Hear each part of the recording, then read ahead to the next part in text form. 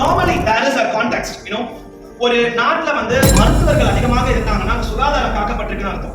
ஒரு நாட்டுல காவலர்கள் அதிகமாக இருக்காங்க அப்படின்னா குற்ற செயல்கள் கம்மியா இருக்குன்னு அர்த்தம்.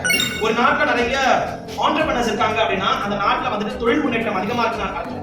ஒரு நாட்டுல என்ஜினியர்ஸ் அதிகமாக இருக்காங்கன்னா சயின்ஸ் அண்ட் டெவலப்மெண்ட் அந்த நாட்டுல ஓங்கி இருக்குன்னு அர்த்தம். அதுக்கு நம்ம இந்தியாவில் it's a very good example.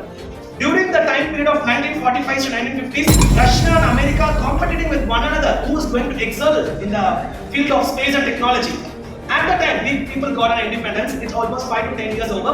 India is approaching to America and Russia, and they're asking, "Hey, we would like to contribute to the space and technology. Engoda satellites konjam kondu pongalenda."